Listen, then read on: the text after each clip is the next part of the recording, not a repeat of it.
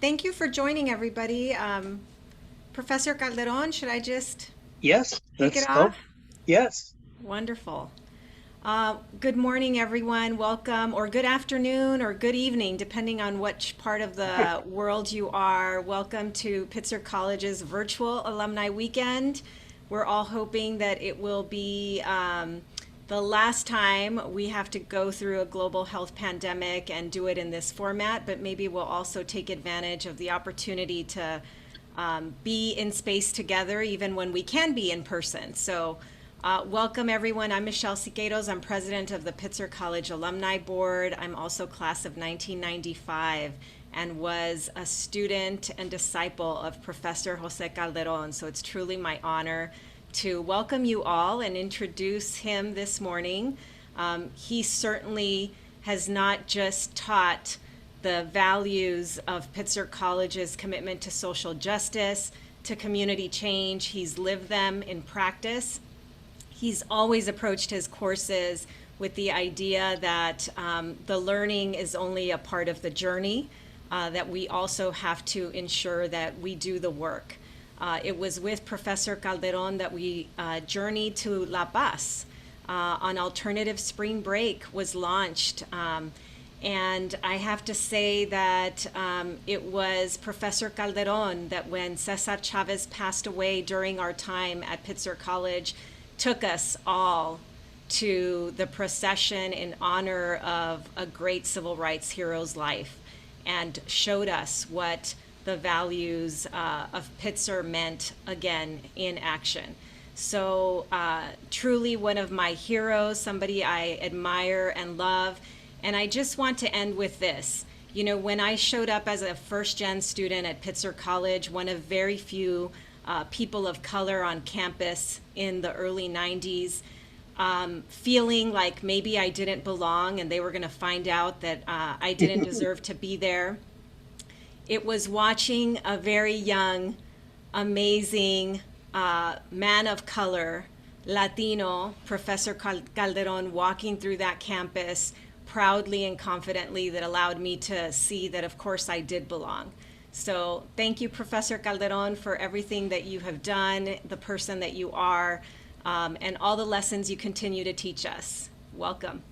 Well, thank you so much, Michelle. And I do see Jill, who helped us on research at the Day Labor Center and went on the spring break, and Liliana, good to see your faces, and all of you, Stephen. So thank you all for joining me this morning.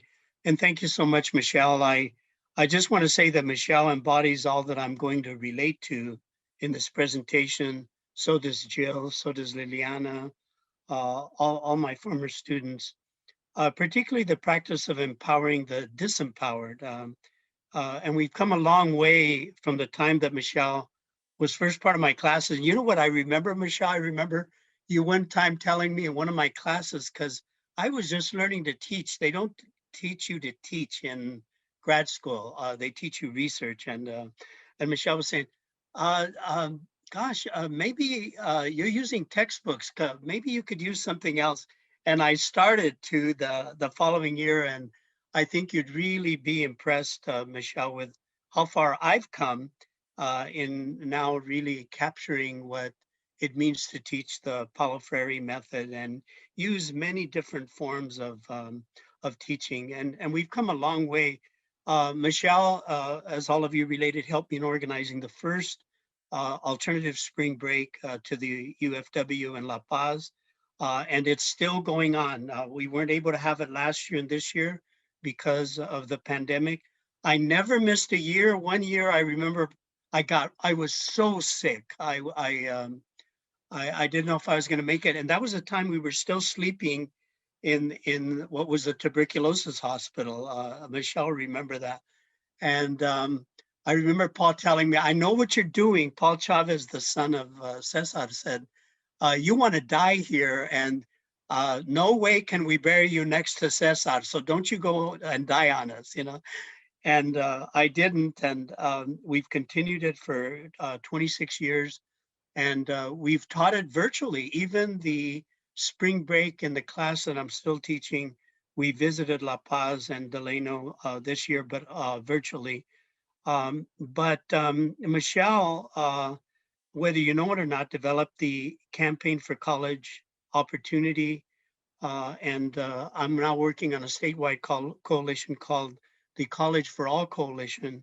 And Michelle has been for 11 or 15 years the president of the Campaign for College Opportunity, and it has built an organization that for all of us has made a difference in college access and success rates for our students from underrepresented communities, and for closing the racial ethnic gap in our colleges and universities. And we thank you so much for that, Michelle. I mean, there's nothing to describe how much our colleges have changed because of that work. I just saw where the UC system had the largest percentage of African American Latinos that have ever applied, and that hasn't come out of the blue sky.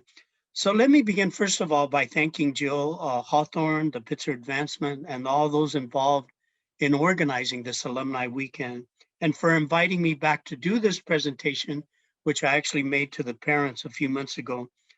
So my presentation today, which I hope is not too academic, was inspired by a national podcast interview with the American Sociological Association, carried out by sociologist Professor James McKeever, where he raised the question as, how is it possible for you to connect your storytelling to scholarship for advancing democratic spaces of systemic structural social change?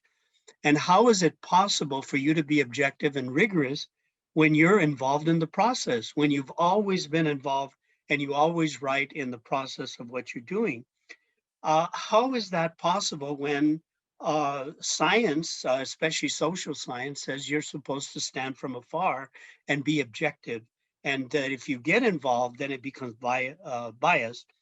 So although I will connect to this topic, I'm hoping that all of you who are listening will make the connections and raise any questions, not only now, but email later about any part that might need deepening with concrete examples. As some of you know, I've had a life of experimenting with connecting my research, teaching, and learning with social change organizing. In this process, I've been interested in the differences between charity, project, and social change. And I'm working on a paper right now that's about to be published about the theories of Professor Keith Morton, where he wrote an article called "The Irony of Service, Charity, Projects, and Social Change." And he raised the problem with the charity model as being disempowering. And although a lot of my students come to me initially coming from that angle, but one of the problems he raised is that it tends to make the recipient of the model dependent on the provider. And then he wrote about problems also with the project model, that on the one hand, it does offer solutions to immediate problems, such as developing a day labor center, but it often leaves the planning and action in the hands of the experts or the teachers or the professors. So my community engaged scholarship in storytelling from my life experiences, from drawing from the lessons of others to concrete and application in the community, has fallen within the social change model that Morton defines as a type of organizing and learning that gets at the systemic and structural roots of oppression, and that does everything to politically empower our communities. This is a type of community-based action and research engagement that is very blatant in being part of a broader movement, for social justice, and for this is really important for the challenge of creating democratic spaces and places. The kind of society we want to live in. So with this introduction, I hope we can do this. Let me show you a short video that draws on my life experience of how I came to these connections.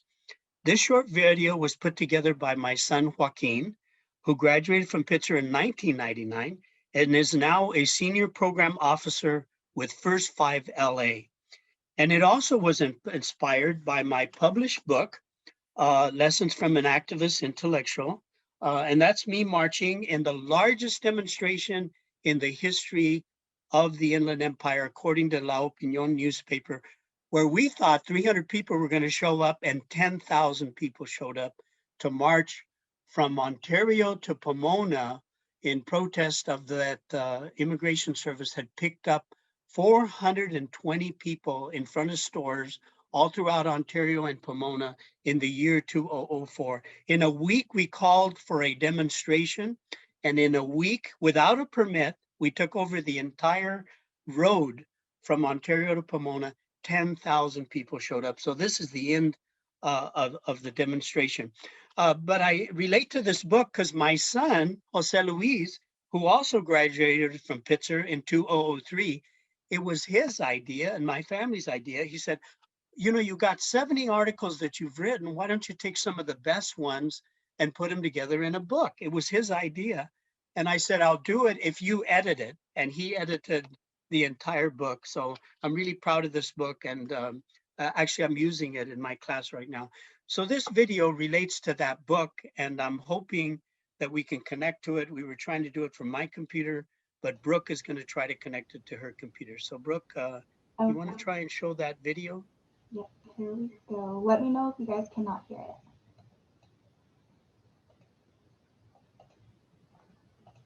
Is it going to work? Brooke, here we go.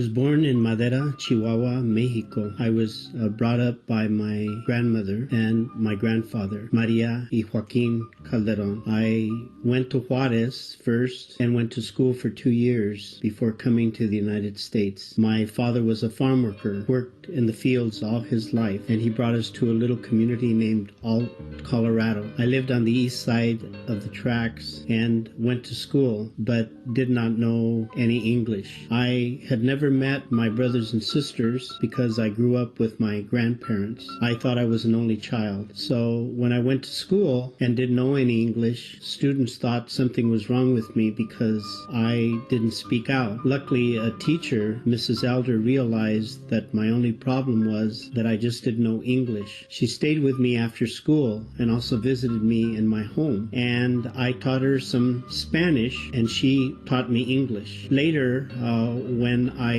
got to high school, I was involved in sports, in basketball, football, and track. Got a scholarship to a junior college. So I ran track my first year. Wasn't really that good enough to continue in the second year and got involved in academics. I went to the University of Colorado, and at the University of Colorado, I got totally involved in organizing against the war in Vietnam. Part of this was that one of my friends, who had been a track star, was killed a few days before his 19th birthday. It also came at a time when the farm workers were carrying out a national boycott against grapes. And I was very angry to discover that the Defense Department under the Nixon administration was buying up all the grapes that were being boycotted, shipping them on ships to Vietnam, when about 40% of those who were dying on the front lines were Black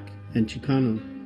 So I began to question, what kind of justice are we fighting abroad if the farm workers can't get justice here, or if their sons who are fighting abroad can't get justice when they come back? When I graduated, I caught a bus, Delano, to meet Cesar Chavez. And that had a lot to do with changing the rest of my life. Cesar Chavez basically said and asked the question, how should we use our lives? We only have so much time in our lives, and the highest level of living is really using your life to empower others. So I returned back to Alt and created a school in my mother's backyard, painted a garage red and put a huelga eagle on the side, and began to teach 18 young children how to speak English. With that, when the school board told us to go back to Mexico when we asked for bilingual education, we carried out a 70-mile march from Alt to Denver in protest that the school board had told us to go back to Mexico. we came back and organized in all the schools in Weld County. And as a result, in all the schools in that county, we eventually developed some form of bilingual education. So between 1971 and 1984, I was a community organizer and earned very little money.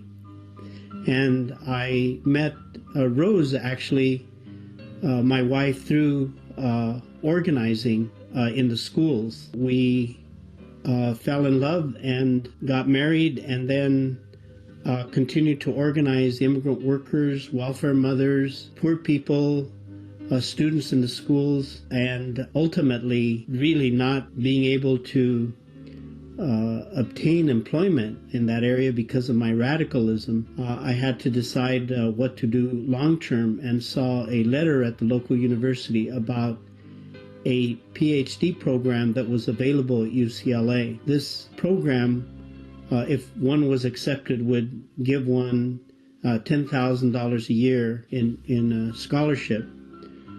So with no other alternative, I applied for the position in sociology and was accepted without having any other alternative. We packed all our furniture, had a big party, put our children in the front, and came in a U-Haul to UCLA. Here I had to find a job, and Rose worked for the Mexican-American Legal Defense and Education Fund, and I landed a job working with the city manager of Monterey Park. And the city of Monterey Park became the foundation of my research. This is where I also discovered participatory action research. In my second year, I was almost ready to quit if it hadn't been for a professor, John Horton, who said that it was all right to be an organizer and to be a researcher at the same time. Really, Professor John Horton saved me in terms of continuing in the PhD program, and we ultimately wrote a book. In my last year of the PhD program, a position opened up at Pitzer College in sociology and Chicano studies. I applied and was accepted. My life story really laid the foundation for the types of classes that I ultimately developed at Pitzer. One class, Rural and Urban Social Movements, I have now for 17 years taken the students to live and work with the farm workers in Delano and in La Paz. And it came out of this question of whether I could make students feel the way I felt when I arrived in Delano. And now, as students go every year to work with the farm workers, to share teatro, and to give service, and in return meet all the people that they've read about in their books, we have found that they have been impacted much like I was influenced in terms of a life-changing experience. My other class, Restructuring Communities, actually came about when a student who eventually graduated from Pitzer and became the speaker in Sacramento got me involved in the city of Pomona when the city passed a resolution that anyone caught on the corner would be fined $1,000 and 6 months in jail. We organized all the day laborers. We first started by researching the day laborers and then organizing them and packing City Hall. Now for all these years, since 1997, we have been able to sustain the Pomona Day Labor Center, and it has literally become an appendage of Pitzer College in terms of involving students in teaching English classes, developing community gardens, and in carrying out projects such as art pictorial displays, and every year organizing a pilgrimage in memory of Cesar Chavez and the themes of nonviolence and using our lives to empower others.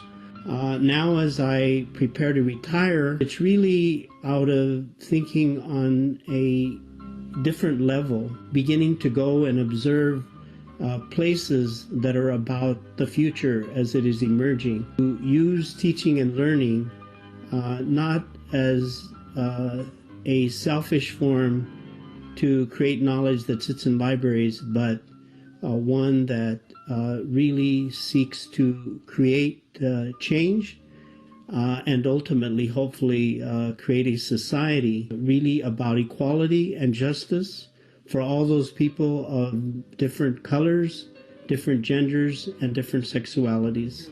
I feel that I have been doing that in my life and that I will continue to do that until my very last day.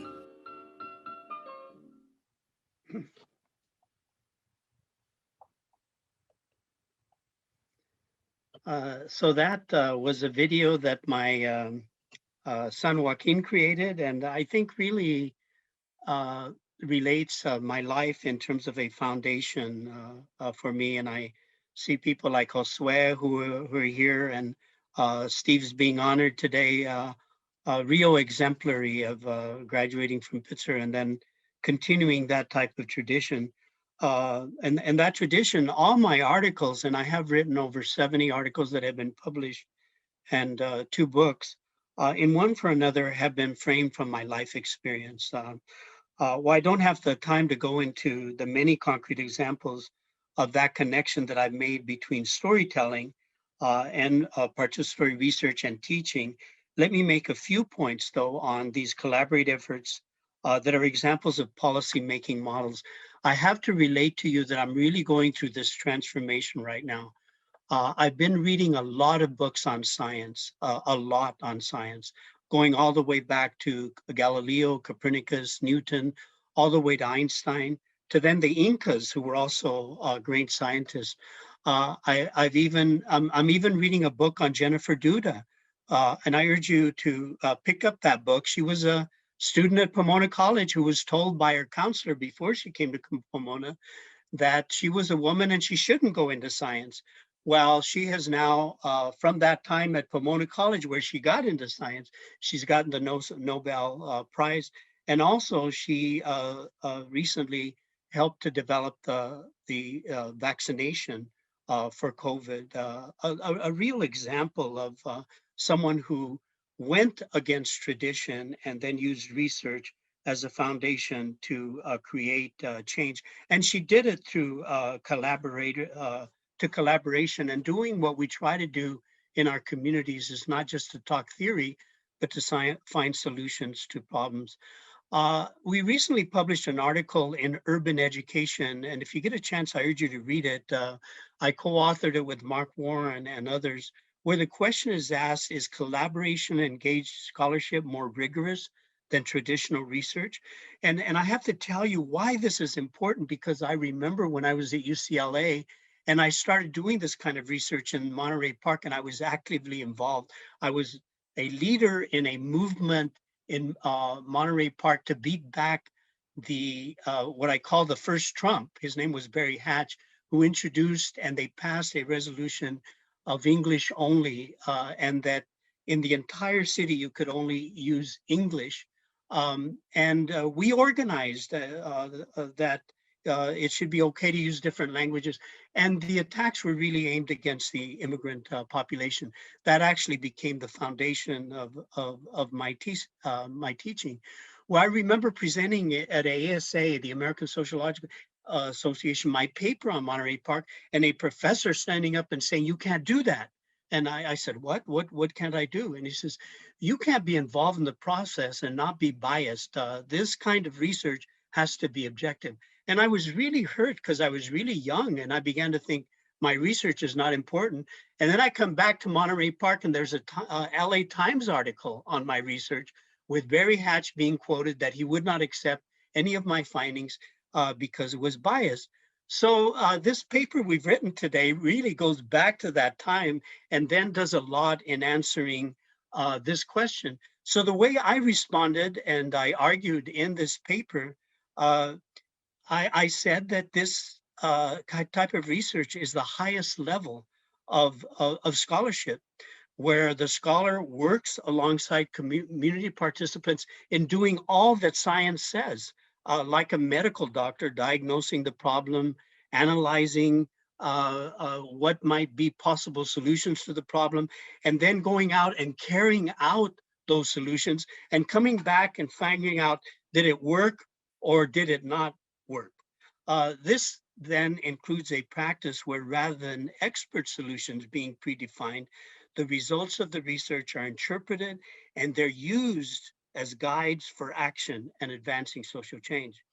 And in response to some of the critiques, and I've had it from my own colleagues, by traditional researchers, that this kind of scholarship is not science and not rigorous because one is involved both as a researcher and an organizer and an activist, I argue very vehemently that no research is purely objective and that there is no researcher in the world, even in the hard sciences, who can separate values and personal standpoints. And there's no getting around that researchers bring underlying assumptions that shape their questions, that shape the data that they focus on and the methods they use. So the real issue is not whether collaborative community-based research is rigorous, but rather how rigor is defined. It is a given that rigorous research should use appropriate and systematic methods. I'm all in support of that. Stand up to critique by knowledgeable parties and consider contrary evidence and alternative hypotheses. But rigor, I argue, is often used as a code word for a set of practices that align themselves with detached research rather than engaged research. And those of you who have been my students know how much I like Paulo Freire from Brazil, an educator who in fact was banned from the country because of the method that he used. But he wrote in A Pedagogy for Liberation that the traditional meaning of rigor needs to be redefined, calling for a creative rigor that critiques the authoritarian way of transferring knowledge, which mechanically structures education and discourages us from the responsibility of recreating ourselves and the society and allowing the community to recreate us. Instead, Shore and Freire propose a creative pedagogy, which seeks to reinvent knowledge situated in the themes, the needs, and the language of our communities as an act of illuminating power in our society. In this context, I argue that this type of community-based research and engagement can actually be more rigorous because it is accountable to input and critique beyond the narrow circles of academia and the journals we publish among the small number of scholars who read our research, but we are accountable to those communities that we are engaged with. It is a reality that some types of traditional, detached academic research, the only accountability it has is to the individual researcher or those around him. From this point of view, collaborative community-based research and engagement can be considered even more rigorous than more traditional forms because it must demonstrate its credibility to a broader audience with accountability to community partners and to the demands of actual engagement and practice, requiring solid outcomes in the interests of our communities in the end, or our communities will tell us and will actually turn against this kind of research. Let me relate some examples of this engagement and practice that for me is at its highest level when it is creating examples of systemic change and the creation of new democratic economic models. With movements emerging such as Black Lives Matter, there's more of a need for this type of engagement and research in our communities. This does take a movement on the one hand that can use our research, our pedagogy, our engagement in exposing it and finding solutions to such things as the school to prison pipeline, unjust detention centers, voter suppression, which is going on in Georgia right now, acts of genocide that are seeking to keep our communities from using our growing political power. On the other hand, there is a need for moving our use of this type of engagement, teaching, pedagogy, and research to build a movement that I see is emerging and is looking at the future, building models of democratizing wealth and community-based economies, economic models that are based on the collective and not just in the interests of profit or greed. This takes us into the realm, and it's very exciting for me. I really get excited about this, of cooperative models, where our educational institutions and our communities are committed to economic policies rooted in racial justice and equity. In my view, my example of the Farm Workers Union is an example who sustained itself in the early years through the use, and I was part of that, of a credit union, a cooperative gas station, a health clinic that was cooperative, and now uses the land, the radio stations, the low-income farm worker and elderly housing, and even what we call huelga stores as a means of sustaining itself without losing their principles. In this context, there's a new movement emerging throughout this country that I'm so excited about. It's about helping to create new structures, new economic foundations based on the collective and not just the interests of the individual. New models of economic development with racial justice in the forefront. Look at this examples, a worker-owned cooperative. It's called Si Se Puede Cooperative. It's a Brooklyn house cleaning enterprise owned primarily by Latina women, immigrant women, that they have developed in Brooklyn, to union cooperatives in Denver. The Communications Workers of America have developed what's called Green Taxi, where the leadership and board, and they divide up all the profits, is made up entirely of immigrant drivers from East Africa and Morocco. I don't know if you know, there are now more than 6,600 employee stock ownership plans throughout the country, with 1.4 trillion in assets and businesses owned by the people they serve. That includes credit unions, agricultural cooperatives, consumer cooperatives, and one that I'm really excited about, employer-owned companies, where some unions now are saving money to actually buy the companies when they go bankrupt. They're going to run them. That's actually taking place. And that represents $500 billion in revenue and employs more than 2 million people. I want to bring it to our Pitzer campus because I think there are some examples here. We have examples of a bike cooperative where one can borrow a bike for transportation and where the labor is free to fix your bike, where the students have developed this cooperative practice alongside the Pomona Day Labor Center that is not just about service, but building the leadership of immigrant workers. And that includes our work with the National Day Labor Organizing Network that has developed their own radio station with day labor radio announcers who are all immigrants. They're day laborers, alongside our organization, the Latino and Latina Roundtable, who is sustained primarily through our dues in building community-based leadership in issues ranging from building an educational pipeline to immigrant rights, ethic studies, and new economic initiatives. And I really like the cooperation that is developed between Pitzer and Huerta del Valle Community Garden, a 4.5-acre community garden in Ontario, California, led by Maria Alonso and 61 primarily immigrant families, with those families primarily led by women, and a coffee house cooperative on campus where students are employees, but the profits go back to sustaining the coffee house, where students live in dorms with energy created by solar panels and water that is recycled, where the students, alongside some faculty, led a movement which resulted in Pitzer College becoming the first college in Southern California to divest from fossil fuels and to develop a policy and task force to guide future endowment in investment decisions. I think this is thinking on the level of the future. To me, these are examples of engagement and where research was used as a beginning foundation to building models that could be sustained long-term. And there is no reason why we cannot move to the level of social change in working alongside our communities and advancing alternatives like I have mentioned here, of community-controlled economic development that creates jobs for our brothers and sisters, regardless of what borders they come from. Yesterday, I was part of a press conference with Hilda Solis, where 2,500 children, 500 today, are being brought to the Fairplex from places like El Salvador, Nicaragua, Honduras.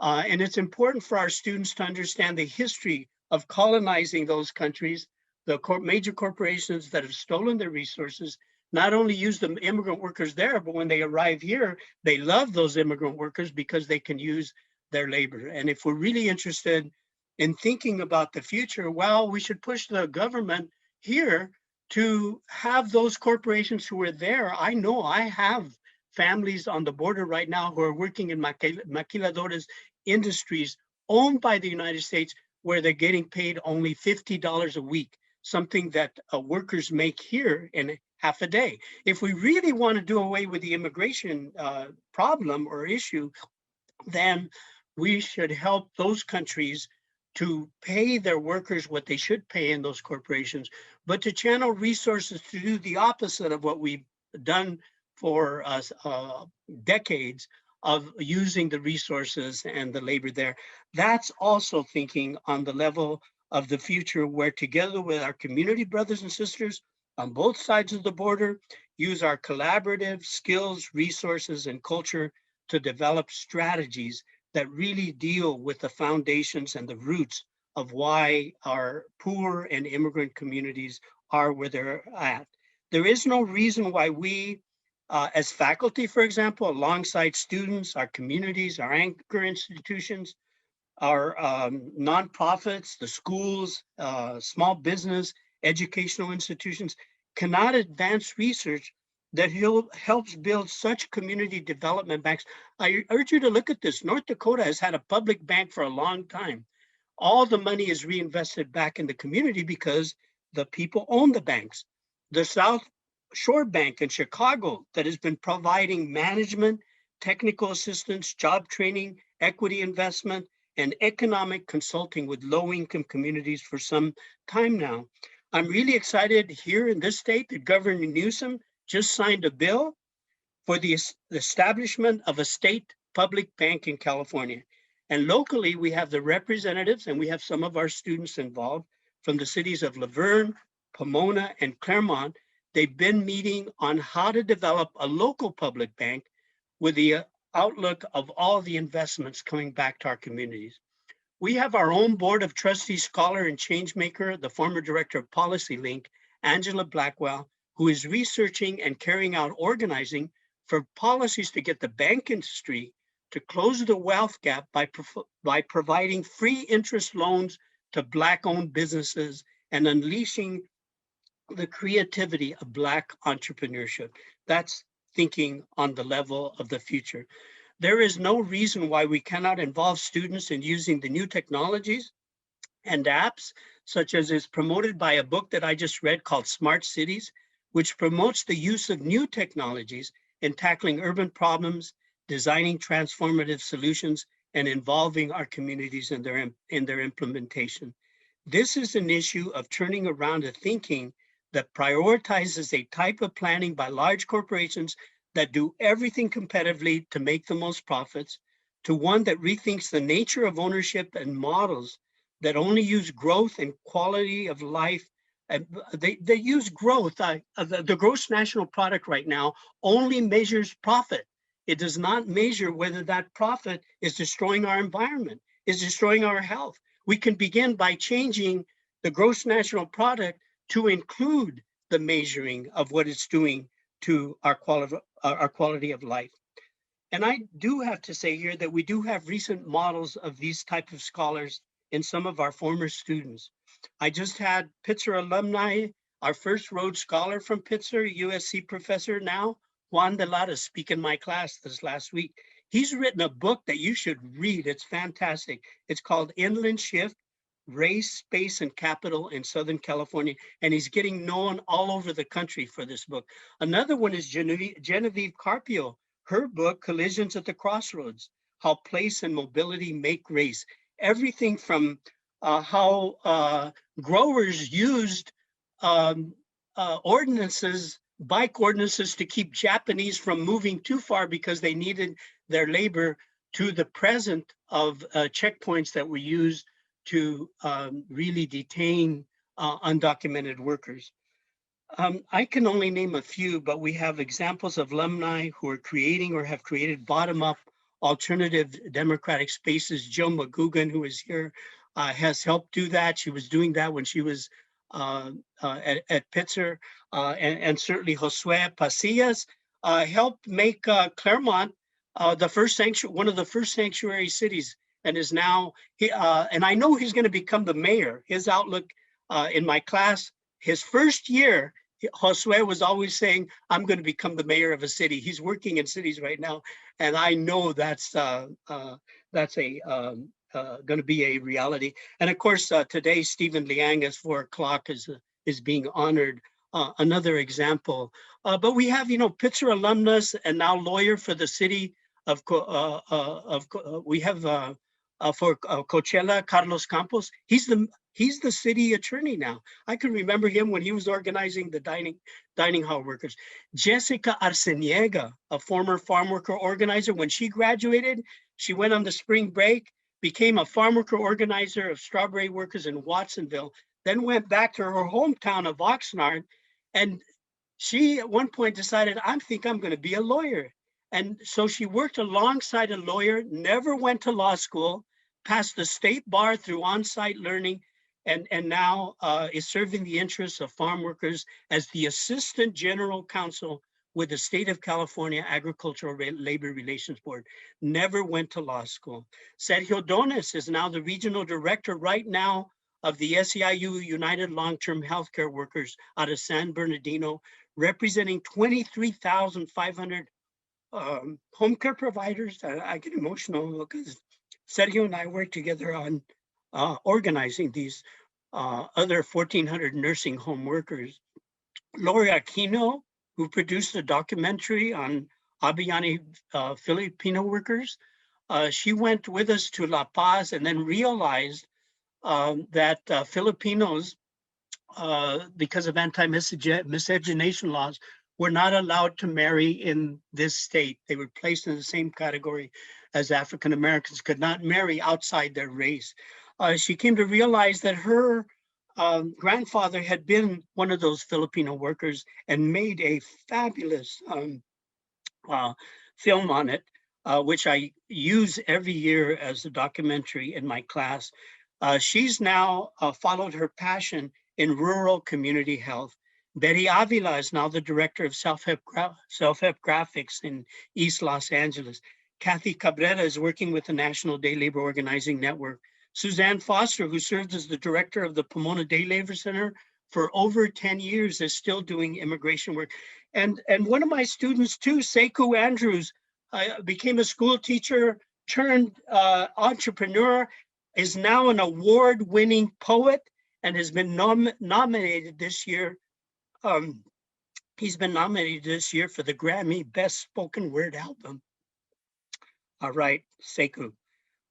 These are all examples of alumni, and there are so many more that I could mention, but I'd be here all day, that in my perspective are living the principles that are involved in creating democratic spaces and places where this type of research, pedagogy, engagement, learning that I have shared today is being taken to the level of social change. And I just want to just end with what those principles involve. There are 4 main principles. 1, thinking of new ways to democratize wealth. 2, placing the building of community and what is the interests of our community in the forefront. 3, decentralizing power so that there is community input. And 4, action and planning and research and learning and teaching in the interest of quality of life, all part of new ways to implement what I consider is the creation of new democratic spaces that are not driven by charity or dependency, but that advance models of systemic and structural change, that advance multiracial democratic spaces of unity all throughout the country, building a whole new economy with the outlook of walking alongside our communities in the future in creating examples of the kind of just and equitable society that we all deserve to live in. Thank you so much. And I think we still have some time for questions. Questions or comments, right, Jill? Yes, just right up until 11. And then I think that link will end. Okay. But thank you. Yeah, I'll just get my thank you in right now. absolutely amazing talk. And please, folks who want to comment or ask a question, please unmic and take use of our time. How can I get more involved in something like a public bank establishment? Yeah, Deanna, this is like the cooperative movement, like the workers owned enterprises, is a whole movement advancing nationally. We sometimes have to start it on our own locally. So what happened locally, I know in my case, and then John Nolte, who we just helped elect to the city council, believes in that. We actually began to study, if you type in the new economy, Gar Alperovitz at the Maryland University, a whole lot of literature, and that's where it started. It started with the outlook of how do public banks work? What is the North Dakota model? And so locally, we just began to pull together 3 different cities, representatives that included city managers here, Laverne, Pomona, and Claremont, and step by step have been creating the foundations for advancing a public bank. The movement then grew to the level of from local to statewide. And like I said, you can look at, and Governor Newsom now has signed a bill to create a public bank. So I think starting from looking at the models sometimes starting at the level of the credit union, our Latino Roundtable right now has consciously decided to put its money in a Black-owned credit union to put this into practice. So the nonprofit is helping the credit union, and then we're helping to establish it. Sometimes it starts on that level of just a credit union, just like the environment. I just finished reading a book called Community Gardening as Social Activism, where the book says that if we just plant one plant, if we just have one plant in our room, how much that helps the ozone. But then it says, what if you planted an entire garden?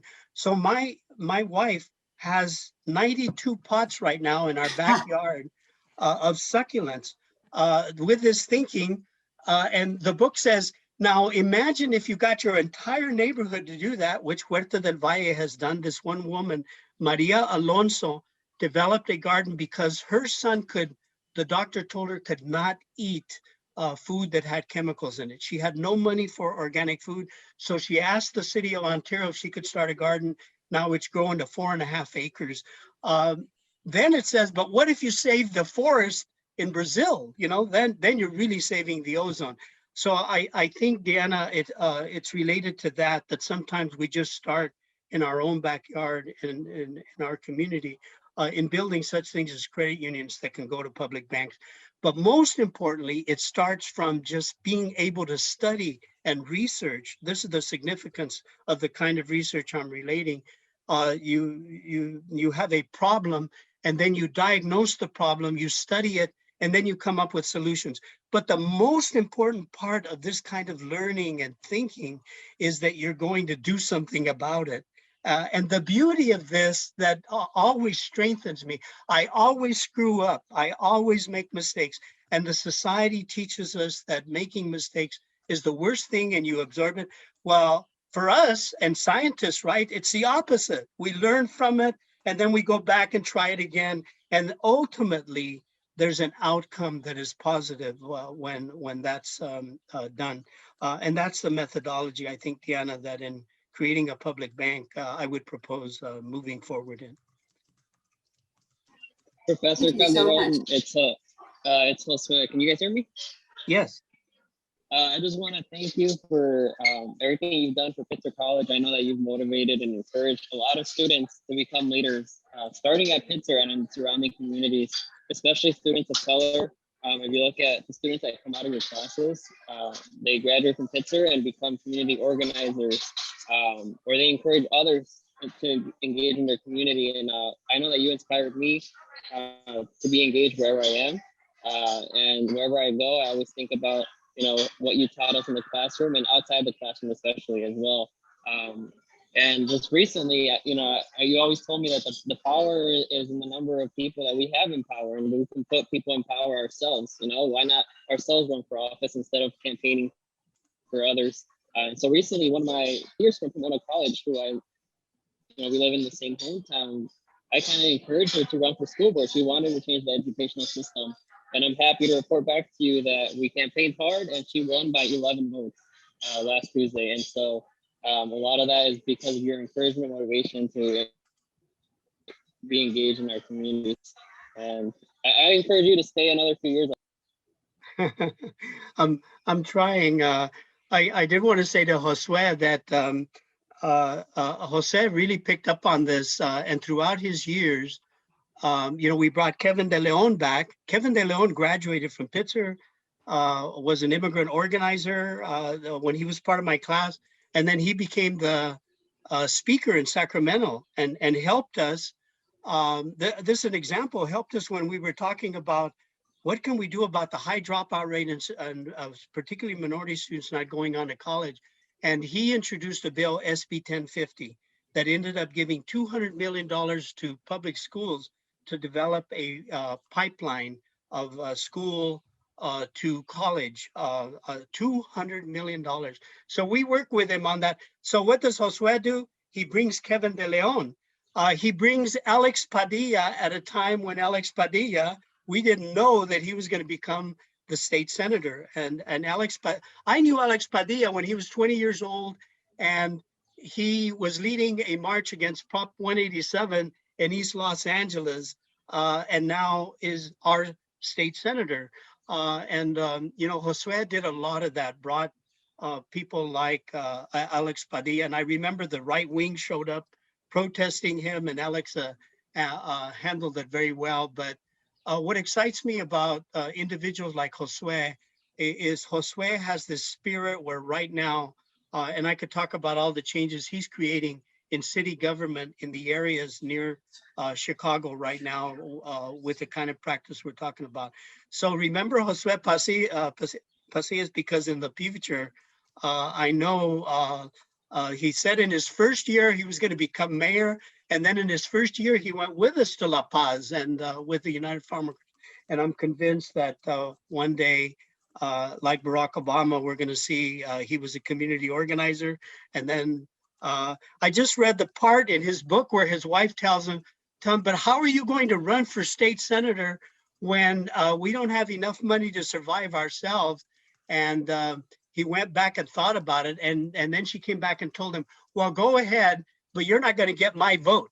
That's what she said. Because she was so concerned about the family. Of course, eventually Michelle gets all involved. But I think on that level, certainly José and others represent a vision of the future. And I ask students not just to think about the past or the present, but to begin to visit places that are examples of the future. So when I talk about these cooperatives, these public banks, these new economic forms, they are really examples of the future. And if we think on the level of the future, life becomes very exciting. Well, I wish we could go on, Professor Calderón. Everyone here is just really energized. I can feel it. So I hope you don't mind. I referred people that they can reach you just by looking up your email on Pitzer's website. Yeah, and if you get a chance, also see a TEDx. It's called Meeting Cesar Chavez. It's on, and I know Jill was going to say something. Jill? Oh, I just was going to thank you for your ongoing mentorship and support. 20 years later, I'm still utilizing all of the knowledge and power that you embodied in me, and I appreciate that. I'm now working, as you know, with low-income folks in healthcare, and it's just really empowering that your passion and energy still lives on.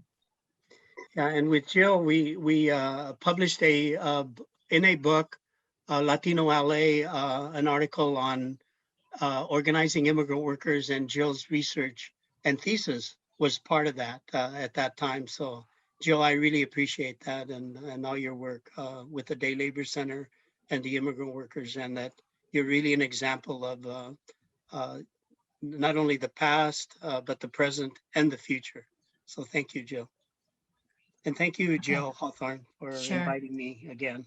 Absolutely. Thank you so much. Okay. Have I a hope great to see day. you all in the future. Yeah, thank you. so much. Yes. Love you all. Love you all. We love Bye. you. Bye. Bye-bye. Love Bye-bye. to you too.